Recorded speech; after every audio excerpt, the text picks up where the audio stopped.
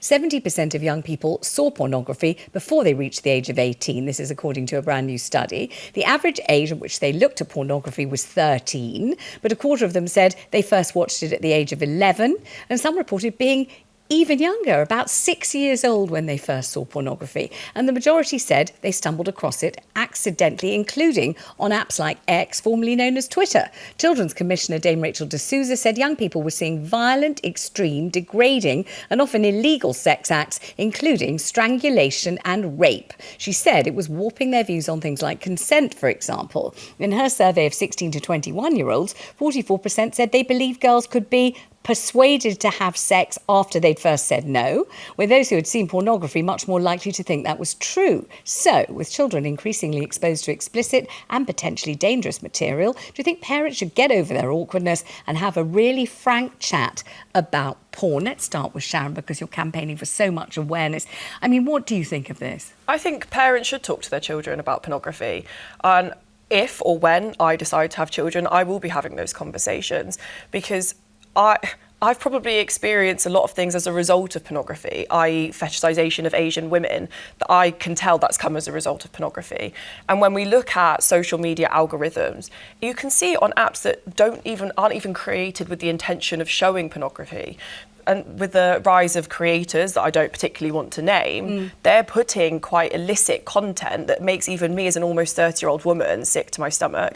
And I would dread to think how many young lads, impressionable young lads, come across that completely by accident on social media and carry that on into their adult relationships because we're too British or too awkward to have these conversations. Okay, let's imagine that you were sitting down with a child. What would be the first thing that you think you would want to say? I think that I would want to say that you know, you're probably getting to an age, if I'm allowing them to have a smartphone, for example, or if they're going into secondary school, there will be people putting content on the internet that is made for dramatisation or for entertainment purposes, and it's not to be accepted as real life. That is not how relationships or consensual acts between loving people works. And even I watched a documentary about pornography made by porn stars, and they say that that's not even how they have sexual relationships. So I think it's really important to make it talk about the same way we would talk about relationships with young children, and that consent included in that. I mean, Jemma, you've got a son.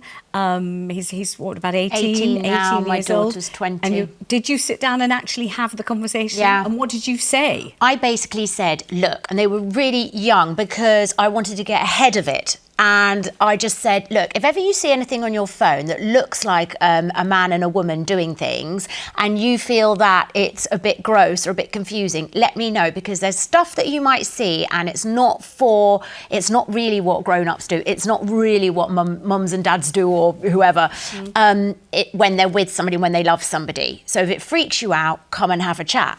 And not that long ago, my 20-year-old daughter admitted to me, I mean, we had all the blocks, we had all the thing, you know, we think we're great parents. She was at a friend's house and I think they put in something like, I don't know, a sort of harmless word for a body part and saw some stuff, right? Yeah. And I felt so bad you didn't tell me. We were just both really thought it was gross. And the trouble is, first love and first sex should be sweet and clumsy and bad and, you know, like don't really know what you're doing and clunky. And that's what it was like when we were young. And now they're seeing these things and it is warping. So I think it's better to get ahead of it, to put your own embarrassment to one side and not think that it's not going to be seen by your child, because it's sadly and it's horrible. And I know they've got their innocence, but you can protect it by just saying that's not actually how it is, so don't worry. William, you've got children. What do you think? Well, firstly, if Barney and Walter are watching, cover their ears, Leanne. They're 6 and 4, two of your biggest fans. I've also got a 23-year-old and a 21-year-old. Listen, I'm happy to have all sorts of chats with my kids about behaviour, sitting at the table, about life, Brexit, school, everything under the planet. But, you know, I think there are some things that I individually am going to farm off to some of my friends. I'll ship them around to yours, Jemma. You can talk about. I'm not having the porn chat with my kids. Really, there's all sorts of things. It's too cringing. It's too embarrassing. Dating maybe, but I'm just not going to go there. I think there are some things that someone like me needs to basically devolve that power of that conversation to someone else who's probably, because I'm just going to say something stupid or crass or just put my foot in it and get it really horribly wrong. So porn and my kids, there's words that I don't really want to put in the same conversation. So I'm Unfortunately, happy to I find that out. wonder- And schools can do that. Their teachers can do it. All right, let's get some professional advice on this. I do want your calls, of course, 0207 862 2222. But I'm joined by child therapist. My daughter, Saskia Joss, joins us. Saskia, good to see you. Where are you? Can I see her face? Not yet. Is she there? Oh, there she is. Hi, Sask. Oh, look, that's my daughter. I love her to pieces. Hi, darling. So you hear William, who is highly eloquent on every subject and a magnificent journalist, columnist, restaurant critic and everything else, saying he really wouldn't want to have this conversation with his children. Many other people will agree with him. It is awkward. It is awkward. But what we're doing is making sure our children aren't affected negatively by things that really could be harmful to them. And in the same way that I hope he would talk to his children about drugs and other things that might be dangerous, porn is a really good example of that. So originally with younger children, we're trying to set the tone that if they stumble onto something that they are not expecting, with naked bodies, with acts where people are being violent to each other, that doesn't look like something they've seen before, it's clearly not for them. And that they should come to you immediately and show you what they've seen so that you can explain it, try and give it context, make it make sense for them, because obviously it wasn't what they're meant to see. And then when we're talking about older children, our teenagers who may be choosing to find pornography while they, to explore their bodies, explore their relationships, it is more common with older children to do it on purpose. We don't want to shame them, but we want to say to them, this isn't what relationships are really like. And if you believe the relationships need coercion and this horrible feeling of control, that's not what sex or relationships are meant to be like. You're meant to both maybe love and respect the person that you have sex with. And if you're seeing videos and content where that is not clearly the case, I don't think that's the kind of videos that you should be watching, because it doesn't set the tone for life and relationships in a safe and loving way. And the other thing is that porn can be addictive to people at any age. It's a very highly, highly overwhelming and sensorily extreme experience, which can lead to addiction. And I think because of that, we should talk to our teenagers about pornography to make sure they don't accidentally find themselves addicted. Well, I just want to talk to you about what happened to the child of somebody I know. This was a little boy. He went on a school holiday trip. When the parents, who are my friends, went to pick him up just a few days later, he looked like a different child. He was just basically not talking. He looked really weird. He was only a little boy. They just didn't know what had happened to him. They managed to get him home and he was just strange and quiet, subdued. It turned out that an older boy had said, Core, have a look at this, and showed him some really hardcore porn. Awful. He was about 7 or 8. He honestly didn't know what to do with himself. I'm hoping that Saskia's still there to comment on this. And they weren't really sure how to help him through it. And one of the things I think we have to acknowledge, just as Davina McCall, I feel, very bravely did on the subject of drugs, is that people enjoy drugs. That's the reason why they do them a bit and then do them again, because they like it. And it's exactly the same with porn. So if a child sees pornography that they didn't know what it was, A, they might be horrified, sick and nauseated, think it's really gross, but B, they might find it arousing, exciting, intriguing, pleasurable, all the sorts of things that are the reasons why teenagers and adults like to watch porn. So it's totally confusing. So this little boy was just completely sort of bewildered and appalled and horrified, sickened, I think probably also a little bit excited. It was all just terrible. So Saskia, in the event that your child has been exposed to something really kind of hardcore or something that completely bewilders them, what do you do? How do you sort of talk them down from a ledge and get them back to normal? Our children know that we're trying to help our children know that sexual feelings and the feeling of arousal and excitement are normal. They are normal. And for example, that's exactly why everybody went to the cinema to see Sharon Stone open her legs in that film, because we're interested by bodies, because bodies are hidden from us by clothes.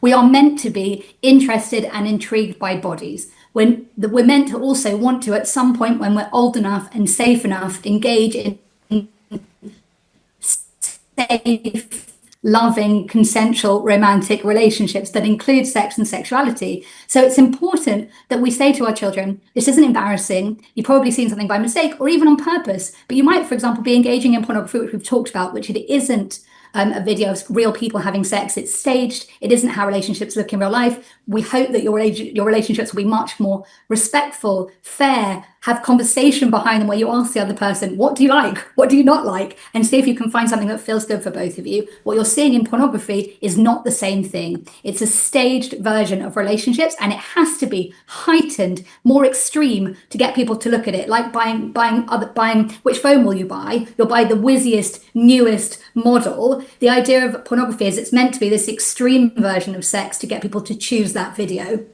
And I want you to be able to know the difference. I want you to be a conscientious watcher. I won't tell you what you should and shouldn't watch now you're an adult, but I want you to understand that isn't the right thing. And I also want to show our younger children who've seen something like that they may have funny feelings about it. I'd say to them, it's normal to be interested at the same time as not liking it or not understanding it.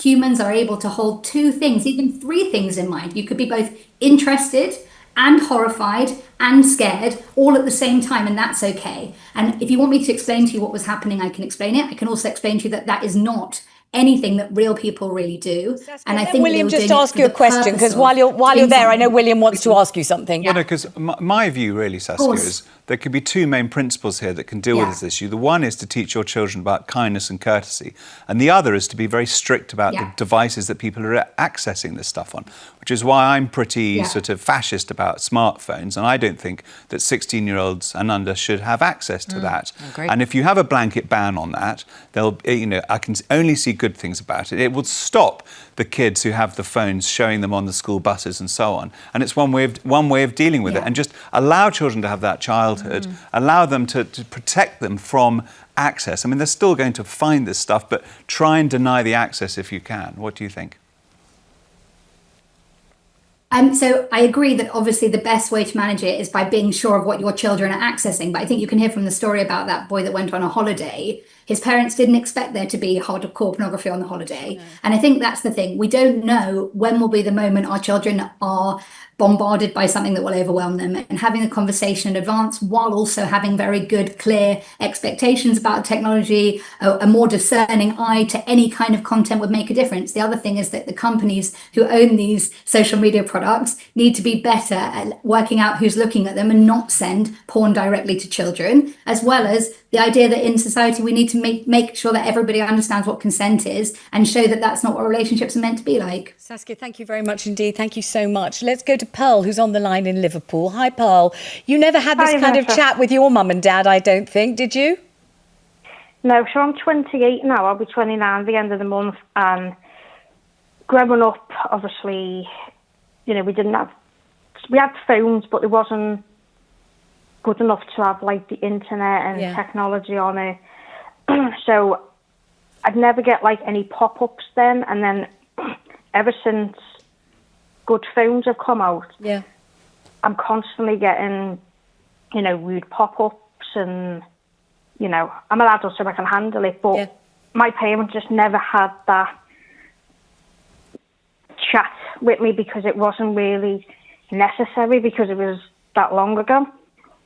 Do you wish that somebody had that chat with you? Do you feel as if you've been left to negotiate all this kind of on your own? And Sharon, it keeps bobbing up into her phone, just like you say, it keeps bobbing up into yours. Well, I'm a very similar age to Pearl, and my parents also never had these conversations with me because they found it uncomfortable and awkward. I think it's, no offence, I think you're absolving parental responsibility by putting it onto a teacher who's already having a hard enough time. But now people my age or Pearl's age are having to navigate things themselves. Therefore, some lads that may look for their first experience or looking for how to understand and navigate sex because of the lack of PHSE, they're looking to extreme content, and that does transfer into adult relationships. And that's why I do think it's important for parents to have these conversations. And, as a 29-year-old woman, I really, really wish my parents just got over the awkwardness and had a conversation. They may well not have known what to say, though. It's not necessarily just that you're awkward. It could be also you just don't quite know. It's also important to be able to have that conversation in a professional way, because the amateur parent